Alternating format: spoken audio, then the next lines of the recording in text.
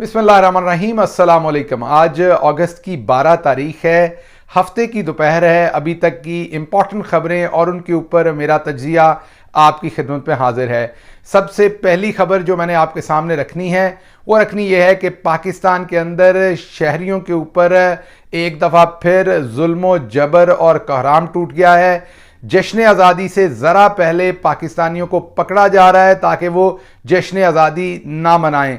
जी हाँ, आपके लिए भी हैरानी की खबर होगी कि पाकिस्तान के अंदर कौन सा मुल्क होगा जो अपने ही लोगों को जश्न आज़ादी मनाने से मना कर रहा होगा। जी हाँ, ये पाकिस्तान के अंदर हो रहा है। पिछली 2 रातों से लगातार पूरे पाकिस्तान के अंदर एक सख्त तरीन क्रैकडाउन जारी है। डॉन न्यूज़पेपर की खबर भी है, वो भी आप पढ़ सकते हैं। और इस जो मेरे पास इत्तलात हैं इसमें औरतों के ऊपर ज़्यादा सख्ती है और धड़ाधड़ लोगों को पकड़ के जेलों में डाला जा रहा है। जुर्म उनका यह है कि वो पाकिस्तान तहरीक इंसाफ के मेंबरान हैं या सपोर्टर हैं या वोटर हैं और वो सोच रहे हैं जश्न आज़ादी मनाने की, और शायद डर ये है कि वो कहीं सड़कों पर झंडा लेकर पाकिस्तान का ना आ जाएं। और उसके साथ साथ इस फाशिस्ट रजीम ने एक और कानून भी बनाया है पाकिस्तान के अंदर जो दुनिया में कहीं नहीं देखा गया होगा कि पाकिस्तान का झंडा किसी और सियासी पार्टी के झंडे के साथ नहीं लहराया जाएगा। ये मेरा नहीं ख्याल कि इतना स्टूपिड कानून कभी दुनिया में कहीं पर बनाया गया होगा, बट पाकिस्तान के अंदर तो रोज़ ऐसे काम होते हैं। अब तो लोग सोचना भी बंद हो गए हैं लॉजिक के ऊपर, अब तो लोग गिला करना भी बंद हो गए हैं। लेकिन बात क्या कीजिए, जो आखिरी बात आपके सामने रखूंगा वो तो आपको इससे भी ज़्यादा तकलीफ देगी कि आपको शायद पता नहीं कि आप 75 साल से आज़ाद तो हो गए हैं, लेकिन ब्रिटिश इंडिया के अंदर जब ब्रिटिश राज था, अंग्रेज़ साहब बहादुर ने कुछ कवानीन बनाए हुए थे। हम गुलाम थे, वो आका थे। सिर्फ आका अपने घर के ऊपर झंडा लगा सकता था, गुलाम नहीं लगा सकते थे। गाड़ी के ऊपर सिर्फ आका अपना झंडा लगा सकता था, गुलाम नहीं लगा सकते थे। दफ्तर के ऊपर या कारोबार के ऊपर आका अपना झंडा लगा सकता था, गुलाम नहीं लगा सकते थे। तो पाकिस्तान जब बन गया 75 साल तो हम दोबारा गुलाम हो गए। गोरा साहब चला गया, हम हमारी तरह की चमड़ी वाले साहब के गुलाम हो गए।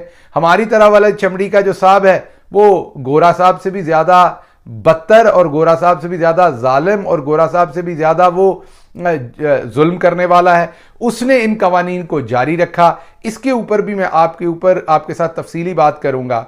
तो आखिरी जो चीज़ मैं आपके सामने रखने लगा हूं उसको मैं सबसे पहले बयान करता हूं, उसके बाद मैं दूसरी खबरों की तरफ आता हूं। आखिरी खबर यह है कि इस्लामाबाद हाई कोर्ट ने इमरान खान को 14 अगस्त को जेल के अंदर ही रखने का फैसला किया है। और ना सिर्फ उन्हें जेल के अंदर रखने का फैसला किया है बल्कि इस्लामाबाद हाई कोर्ट के जस्टिस आमिर फारूक साहब ने इमरान खान साहब को ये इंसाफ देने से भी इनकार कर दिया है, डिनाई किया है। उनके केस को जानबूझकर लटकाया है। बार बार ज्यादती कर रहे हैं मोअज़्ज़ज़ जनाब जस्टिस आमिर फारूक, पता नहीं क्यों इतनी ज्यादती कर रहे हैं। कोई पर्सनल वेंडेटा बना लिया उन्होंने इमरान खान साहब के साथ। अगर उनके ऊपर प्रेशर भी है तो फिर भी इतना जुल्म नहीं करना चाहिए जस्टिस साहब को जितना जुल्म वो कर रहे हैं कि 14 अगस्त जब जश्न आज़ादी है, जब कैदियों की सज़ाएं कम की जाती हैं, जब कैदियों के साथ हुस्न सलूक किया जाता है, ऐन उस वक्त इमरान खान की जो पिटीशन है उसको लैतो लाल के साथ लटकाया जाता है। कभी जस्टिस साहब कहते हैं मैं बीमार हो गया हूं, लेकिन सुनना मैं नहीं है। हालांकि इतने सारे मुअज़्ज़ज़ जज साहबान उस अदालत के अंदर मौजूद हैं जो इक्वली कॉम्पिटेंट हैं, और जस्टिस आमिर फारूक साहब मुअज़्ज़ज़ हैं जज, उनके बारे में तो इमरान खान अपना अदम एतमाद भी दे चुके हैं। आपको याद होना चाहिए जस्टिस साहब ने ही मेरे बारे में भी फैसला किया था जिसमें मुझे वापस दोबारा तशद्दुद के लिए भेज दिया गया था रिमांड के ऊपर। मेरे पे पहले ही बदतरीन तशद्दुद हुआ था, उसके बावजूद जस्टिस आमिर फारूक साहब मोहतरम है, जज है, हमारे लिए बहुत मोहतरम है। उन्होंने मेरे साथ भी बहुत ही ज्यादती का फैसला किया था और अब वो इमरान खान साहब के साथ भी लगातार ज्यादती कर रहे हैं। ना सिर्फ उनकी जो रिहाई 5 मिनट में हो जानी चाहिए थी क्योंकि केस बिल्कुल फ्रिवलेस है, ना सिर्फ उसको सुना नहीं, उसकी अपील को मुकर्रर नहीं किया। पूरी पाकिस्तान की तारीख में अदालती रवायत यह है कि जैसे ही एप्लीकेशन लगती है उसी टाइम सजा को सस्पेंड किया जाता है। यह रवायत है, यह सिर्फ इमरान खान साहब के लिए मैं नहीं कह रहा। ना सिर्फ उन्होंने ये नहीं किया, बल्कि ना अगले दिन की तारीख दी, ना उससे अगले दिन की तारीख दी, डेट इन ऑफिस कर दी ताकि मर्जी से डेट डालें जब उनका दिल करे। और उसके साथ साथ जो इमरान खान साहब इस टाइम काल कोठरी में हैं, सजाए मौत की कोठरी के अंदर है, जहां पर बिच्छू, कीड़े, तमाम चीज़ें छोड़ी गई हैं, बदतरीन हालात हैं वहां पर, डॉक्टर का मुआयना नहीं हो रहा। आप याद कीजिए, नवाज शरीफ का डॉक्टर तो उनके साथ ही जेल में रहता था, यहाँ डॉक्टर भी उनको नहीं मिल सकता, उनके वकील भी नहीं मिल सकते। लेकिन आमिर फारूक साहब को तरस नहीं आ रहा, आमिर फारूक साहब को ना कानून की किसी किस्म की इस टाइम जस्टिस आमिर फारूक साहब परवाह कर रहे हैं, ना किसी बद्दुआ की परवाह कर रहे हैं, ना पाकिस्तानी आवाम की सोच की परवाह कर रहे हैं। मैं मुअद्दबाना बड़ी इज्जत से, एहतराम से उनसे गुजारिश करूंगा कि आपको इतना ज़ाती तौर पर जुल्म नहीं करना चाहिए जितना बढ़कर आप जुल्म इमरान खान साहब के ऊपर कर रहे हैं। ये बिल्कुल किसी सूरत मुनासिब नहीं है। आपके साथ उन्होंने कभी कभी किसी टाइम के ऊपर भी ज़ाती मुखासमत नहीं रखी, आपकी शान में कभी भी हम में से किसी की तरफ से भी ज़ाती अटैक नहीं हुआ। आपको इस हद तक जस्टिस साहब नहीं जाना चाहिए। ये मेरी आपसे बहुत ही मोअज़्ज़ज़ आप जज हैं, मेरी आपसे बड़ी हम्बल दरख्वास्त है। मैं उम्मीद करता हूं कि आप इसका गुस्सा नहीं करेंगे बल्कि इस मामले का तदारक करेंगे। दूसरी खबर जो आपके सामने मैंने रखनी है वो है कि पूरी दुनिया के अंदर शहरियों को इन्वॉल्व किया जाता है कि वो जश्न आज़ादी मनाएं, अपनी आज़ादी के अंदर बढ़ चढ़ कर शरीक हों, ताकि आने वाली नस्लें, जो छोटे बच्चे हैं, वो उसको देखें, कौम के अंदर एक वलवला खड़ा हो, हुब्बुल वतनी हो, एक नेशनलिज्म आए, पैट्रियटिज्म आए, ताकि पूरी कौम एक मुट्ठी बनकर जो कौम के ऊपर चैलेंजेस होते हैं, भले दिफा के हों, इकोनॉमिक हों, सोशल हों और कोई भी और चैलेंजेस हों, उनको कौम इकट्ठे होकर निपटे। लेकिन पाकिस्तान के अंदर रवाज ही निराला है। पाकिस्तान के अंदर कव्वा मेरा ख्याल आजकल सफ़ेद है। क्या काम किया जा रहा है कि पूरे पाकिस्तान के अंदर और ख़ुसूसन पंजाब के अंदर इस टाइम शदीद तरीन क्रैकडाउन किया जा रहा है पाकिस्तान तहरीक इंसाफ के मेंबरान के ऊपर, ख़ुसूसन ख़वातीन के ऊपर।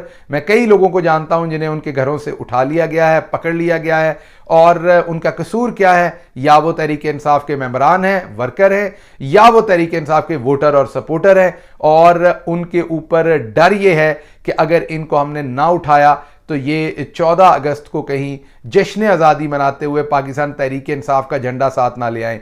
यहीं पर नहीं रुकी ये फाशिस्ट रजीम, बल्कि इन्होंने एक ऐसा कानून बनाया है जिससे वाज़े तौर पर नज़र आ रहा है कि ये अपना होश भी खो चुके हैं। वो कानून ये है कि अब मौजूदा जो कानून बनाया उसके मुताबिक पाकिस्तान के झंडा किसी सियासी जमात के झंडे के साथ नहीं लहराया जा सकता। मैं हैरान हूँ इस बात के ऊपर कि इस तरीके का दकियानूसी कानून जो है वो दुनिया में कहीं नहीं बनाया जा सकता। लेकिन फिर जब मैं आपको ये बता रहा हूँ तो फिर मुझे शर्मिंदगी भी हो रही है आपके सामने, लेकिन बताना पड़ेगा क्योंकि हमारे मुल्क का यही रस्म है, यही रवाज है, यही वहाँ पर चलता आ रहा है। 75 साल पहले हम आज़ाद हो गए। जब हम गुलाम थे तो ब्रिटिश राज था। ब्रिटिश राज के अंदर जो उस वक़्त यूनियन जैक जैसे कहते हैं, जो उनका झंडा था ब्रिटिश राज का, उसको आप और मेरी चमड़ी वाले ग़ुलाम जो हैं वो इस्तेमाल नहीं कर सकते थे। सिर्फ ब्रिटिश राज के जो ब्रिटिश ऑफिसर थे वही इस्तेमाल कर सकते थे। आम जो उस टाइम इंडिया और पाकिस्तान और बलूचिस्तान लार्जर इंडिया था उस टाइम और ब्रिटिश राज का हिस्सा था, हम तमाम के जो बुज़ुर्ग थे वो किसी किस्म का झंडा इस्तेमाल नहीं कर सकते थे, ना गाड़ी पे, ना दफ्तर में, ना अपने घर के ऊपर। हमें आज़ादी मिल गई 75 साल में, गोरा साहब चले गए, लेकिन वो मेरी चमड़ी वाले नए गोरा साहब हमें दे गए। वो जो नए गोरा साहब हैं वो गोरा साहब से भी ज़्यादा सख्त हैं। जो नए जो मास्टर हमें नए आका दे के गए, उनमें जो अकड़ है, गरूर है, जो अपने बारे में अपने आप को ज़्यादा अक्लमंद समझने की तड़ है, वो गोरा साहब से भी ज़्यादा है। उन्होंने जो हमें अपने आप से हकीर समझा, वो गोरा साहब ने क्या हमें हकीर समझना था पाकिस्तानियों के या आम लोगों के, गरीब लोगों को, जो इन्होंने समझ डाला। और ब्रिटिश राज के अंदर तो ये कानून था कि आम शहरी झंडा नहीं लहरा सकता। उन्होंने यही कानून एक आज़ाद पाकिस्तान के अंदर भी जारी रखा। अब जो आपके बुजुर्ग थे, आप तमाम लोग जो सुन रहे हैं, उन्हें क्या पता था कि अगर वो हिंदुस्तान से हिजरत करके पाकिस्तान में जाएंगे और उस मुल्क में जाएंगे जहां उनके पास से ये हक भी नहीं होगा कि वो अपना झंडा अपने घर पर या अपनी दुकान पर या अपनी गाड़ी पर लगा सके। जी हाँ, आपको शायद ये यकीन नहीं आ रहा होगा, लेकिन पाकिस्तान का आज भी जब मैं आपसे बात कर रहा हूं तो कानून यही है कि एक आम आदमी 14 अगस्त के दिन तो उसको इजाज़त दे दी जाती है कि वो झंडा लगा ले, लेकिन आम दिनों में वो शख्स झंडा जो है ना घर पे लगा सकता है, ना गाड़ी पे, ना अपने दफ्तर पर। और इसकी तावील क्या दी जाती है? बहुत ही भोंडी तावील दी जाती है इसकी, और वो तावील होती है कि जी झंडे का तकद्दस ख़राब होता है। अगर झंडा जो है वो हर आम आदमी लगा लेगा तो झंडे का तकद्दस ख़राब होता है। जी हाँ, अगर एक प्राइमरी स्कूल में पढ़ाने वाला टीचर झंडा लगा लेगा तो तकद्दस ख़राब होता है, लेकिन डिप्टी कमिश्नर लगा सकता है, उससे तकद्दस ख़राब नहीं होता। अगर गांव का जूता गांठने वाला मोची अपनी दुकान के ऊपर झंडा लगा लेगा तो झंडे का तकद्दस खराब हो जाएगा। देखे ना जी, झंडा लगा लिया मोची ने, उसकी इतनी औकात, लेकिन वही झंडा जो है वो एक बहुत बड़े ब्यूरोक्रेट 22 ग्रेड के हों, 20 ग्रेड के हों, कमिश्नर हों, डिप्टी कमिश्नर हों, या आर्म्ड फोर्सेस में से कोई ऑफिसर हों, वो लगा सकते हैं, या बड़ा मंत्री हो, सियासतदान हो, वो लगा सकता है वो झंडा। इसी तरीके से आप अपनी गाड़ी पर झंडा नहीं लगा सकते। जब मैं अमेरिका में देखता हूं तो मुझे फिर शायद लगता है कि शायद ये अपने झंडे से प्यार नहीं करते, शायद, हालांकि ये वो झंडा और डंडा है जो पूरी दुनिया के अंदर उन्होंने गाड़ रखा है जहां जहां उनका दिल करता है। उनकी पूरी दुनिया के अंदर बेसेस हैं। अभी दुनिया का मैप देखें तो आपको पूरी दुनिया में अमेरिकी झंडे नजर आएंगे उनकी बेसिस पे। हमारे मुल्क में भी उनकी बेसिस रही हैं, जब उनका दिल किया है, जहां दिल किया उन्होंने बेसिस रखी हैं। तो अमेरिकी झंडा और डंडा तो लगाया जा सकता है, लेकिन पाकिस्तानी झंडा और डंडा हम लगा नहीं सकते। फॉर एग्जाम्पल, यहां अमेरिका में मैं अमेरिकी शहरी नहीं हूं, मैं यहाँ पर रहायशी हूँ, लेकिन मैं अमेरिकी, मेरे पास शहरियत नहीं है, लेकिन यहाँ मैं अपनी गाड़ी पर भी अमेरिकी झंडा लगा सकता हूँ, चाहूँ तो घर पे भी लगा सकता हूँ और दफ्तर पे भी लगा सकता हूँ। यहाँ पर तमाम लोगों को अपने नेशनल फ्लैग को लगाने की इजाज़त है। अब आप कहेंगे शहबाज गिल साहब, आप क्या अमेरिका की बातें ले बैठे, या पाकिस्तान की बात है? आपके साथ हिंदुस्तान में भी यही काला कानून था कि आम शहरी अपने घरों के ऊपर झंडा नहीं लगा सकते। उन्होंने हर घर में तिरंगा नाम से एक कैंपेन शुरू की और इस कानून को दहाइयों पहले बदल डाला और आम इंडियंस को इजाजत दी कि वो झंडा लगा सकते हैं। अब हम जेब पे तो झंडा लगा सकते हैं। आप कई लोगों को जानते होंगे पाकिस्तान के अंदर जो जेब पे झंडा लगाए घूमते हैं, तो आप जेब पे तो झंडा लगा सकते हैं, इतनी की इजाजत है। अब गाड़ी पे झंडा नहीं लगा सकते, उससे फिर आपके नंबर बन जाते हैं, ज़रा टॉर शोर बन जाती है। तो जब आप सबको लगाने देंगे तो आहिस्ता आहिस्ता ये नंबर और टॉर ख़त्म हो जाएगी ना, तो वो टॉर तो बनानी है। तो इसलिए झंडा फड़ करता रहना चाहिए गाड़ी के ऊपर, ताकि कीड़े मकोड़े कमीन जो है वो आगे से, हमारी तरह के आगे से परे हो जाए। तो इसलिए पाकिस्तान के अंदर जो है वो घर, दफ्तर, आम शहरी जो है वो झंडा नहीं लगा सकता। 1981 में, पहले तो कानून था ही था ब्रिटिश राज में, फिर पाकिस्तान बना, ये कंटिन्यू रहा। 1981 में खुसूसी तौर पर एक नोटिफिकेशन किया गया जिसमें यह बताया गया कि आप आम शहरी जो है वो झंडा लगा नहीं सकता। और मैंने जैसे आपको पहले कहा कि इसकी बहुत फरसूदा किस्म की जो तावील दी गई, वो तावील ये दी गई कि आम शहरी झंडे का एहतराम नहीं कर सकेगा। जब झंडा आम आदमी इस्तेमाल करेगा तो उसकी बेहुरमती होगी, लेकिन जब ख्वास उसी झंडे को इस्तेमाल करेंगे तो उसकी बेहुरमती नहीं होगी। हालांकि हमारे लिए सबसे मुबारक चीज़ जो है, जिसकी सबसे ज़्यादा हुर्मत है, पाकिस्तान के झंडे से भी ज़्यादा हुर्मत जिसकी है, वो कुरान करीम है। और हर आम आदमी, गरीब हो या अमीर हो, उसको कुरान करीम रखने की इजाज़त देते हैं हम पाकिस्तान के अंदर, पढ़ने की इजाज़त देते हैं, लेकिन झंडे की इजाज़त हम नहीं देते। तो आप खुद ही समझ सकते हैं कि हम आज़ाद हो नहीं सके 75 साल पहले। असल में हम पाकिस्तान की एलीट के, जब मैं मिडिल क्लास की बात करता हूं तो मेरे लिए हैरानी की बात होती है कि बहुत सारे इवन पाकिस्तान तहरीक इंसाफ के अंदर जो मिडिल क्लास के लोग हैं वो भी इसके खिलाफ हो जाते हैं।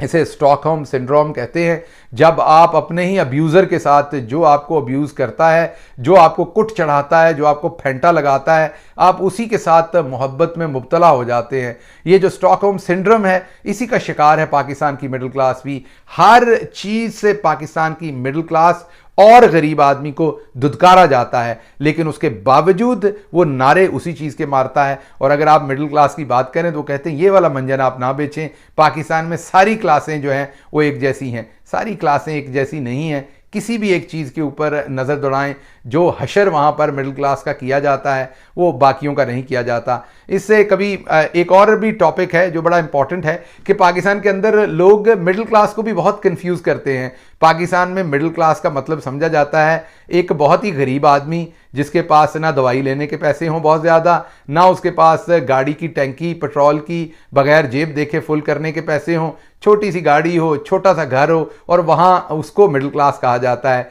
ये जनाब आपको खुश करने के लिए इस क्लास को मिडिल क्लास कह दिया गया है। ये मिडिल क्लास नहीं होती, इनको गरीब कहा जाता है। मिडिल क्लास वो होता है जिसके पास 1 से 2 से 3 गाड़ियाँ हों, जिसके अब आप बहुत सारे लोगों ने बल्कि बजाय इसके कि समझेंगे मिडिल क्लास क्या होता है दुनिया में, उन्होंने उल्टा मेरा मजाक उड़ाना है कि देखें जी गिल साहब कह रहे हैं मिडिल क्लास वो होता है जिसके पास 2 से 3 गाड़ियाँ होती हैं, वो तो अपर क्लास होती है। नहीं जनाब, अपर क्लास वो होते हैं जिनके पास लातादाद पैसा होता है, कोई हिसाब नहीं होता, हर शहर में घर होते हैं, कई मुल्कों में घर होते हैं, उनके कई जगहों पर कारोबार होते हैं। मिडिल क्लास वो होता है जिसके पास 2-3 गाड़ियां हैं, बच्चे अच्छी यूनिवर्सिटी में पढ़ते हैं, एक आध ट्रिप भी वो मुल्क से बाहर से लगा के आता है, प्राइवेट हॉस्पिटल के अंदर इलाज करवा सकता है और अपने बच्चों को अच्छी जगह पे पढ़ा सकता है। असल में वो मिडिल क्लास होता है। क्योंकि पाकिस्तान में मिडिल क्लास से रहने ही नहीं दी, इसलिए आपको अक्सर वो मिडिल क्लास नज़र ही नहीं आती, और पाकिस्तान में आपने मिडिल क्लास के कॉन्सेप्ट को आप बिल्कुल ही कंफ्यूज कर लिया, और जो लोअर मिडिल या लोअर क्लास है उसको आप वहाँ पर मिडिल क्लास समझते हैं। फॉर एग्जांपल एक स्कूल टीचर या एक यूनिवर्सिटी का लेक्चरर जो है पाकिस्तान के अंदर, सरकारी यूनिवर्सिटी की मैं बात कर रहा हूँ, वो मिडिल क्लास का हिस्सा नहीं है। वो लोअर क्लास या लोअर मिडिल क्लास उसे आप कह सकते हैं, उसे आप मिडिल क्लास का हिस्सा नहीं कह सकते। जिस बेचारे ने एसी ये सोच के चलाना है कि मैंने थोड़ा सा भी ज़्यादा चला लिया तो बिल आ जाना है, वो मिडिल क्लास का हिस्सा नहीं है। अब मैं आपको क्लास सिस्टम पढ़ा रहा हूं, मैं हरगिज़ ये नहीं कह रहा, किसी की तहकीर करने की कोशिश नहीं कर रहा, बल्कि मैं क्लास सिस्टम आपको बता रहा हूं कि दुनिया के अंदर अपर क्लास होती है, अपर क्लास होती है, अपर मिडिल क्लास होती है, मिडिल क्लास होती है, लोअर मिडिल क्लास होती है, लोअर क्लास होती है, और लोअर क्लास होती है। ये क्लास सिस्टम है। इनके अंदर आप अब खुद ही ढूंढ लीजिए कि हम कहाँ हैं। हमारा थोड़ा सा प्रॉब्लम ये हो गया कि जो हमारा मिडिल क्लास था कभी, उसको पुश करके नीचे ले गए, गुर्बत के इस पैमाने पे ले गए कि वो लोअर क्लास पे चला गया। थोड़ी बहुत वो बेचारा हिलोजत करके शायद लोअर मिडिल क्लास में आए, और अब वो अपनी पोजीशन को कंफ्यूज करना शुरू हो गए। बल इसके साथ ही मैं आज इजाज़त चाहूँगा, सिर्फ ये एक रिक्वेस्ट करते हुए, पाकिस्तान आज से 75 साल पहले आज़ाद हो गया था। हमारे बाप दादा ने इंडिया से हिजरत की थी, हमारे बाप दादा ने इंडियन पंजाब से चलते हुए उधर से इस तरफ हिजरत की थी, और हिजरत करते हुए ये नहीं सोचा था कि जिस मुल्क में जा रहे हैं नंगे पाँव, बहुत सारे लोग रास्ते में कट मरे थे, बहुत सारे लोगों को शहीद कर दिया गया था, औरतों की असमत लूट ली गई थी। आपको पता है कि क्या कुछ हुआ था 1947 के जो एक बंटवारा हुआ था 2 मुल्कों का, और हमारे बुजुर्गों ने सेलेक्ट किया था जी, डॉक्टर शहबाज गिल इश्तिहारी हैं जो आजकल, जिनका शनाख्ती कार्ड भी ब्लॉक है पाकिस्तान के अंदर, जो पाकिस्तान के गद्दार और बागी डिक्लेयर्ड हैं, उनके बुजुर्गों ने ये फैसला किया था कि अब पाकिस्तान में जाना है, हिंदुस्तान के अंदर नहीं रहना। पैदल चल के बॉर्डर क्रॉस किया था। ये उन्हें नहीं पता था कि जिस मुल्क में जा रहे हैं वहाँ पर उन्हें झंडा लहराने का हक भी नहीं होगा, और वो भी सिर्फ अशराफिया का होगा। मेरी हाथ बांध के आपसे गुजारिश है, 75 साल हो गए, थोड़ी सी आज़ादी तो दे दीजिए, थोड़ा सा सांस लेने तो दीजिए। इतना सांस रोकेंगे तो फिर मेरे ख्याल में ये जुल्म ही होगा, और जब जुल्म होता है तो वहाँ से खुदा की रहमत और खुदा की बरकत जो है वो उड़ जाती है। इसके साथ ही इजाज़त दीजिए। अल्लाह आपका हामी और नासिर हो। पाकिस्तान जिंदाबाद और पाकिस्तान पाइंदाबाद।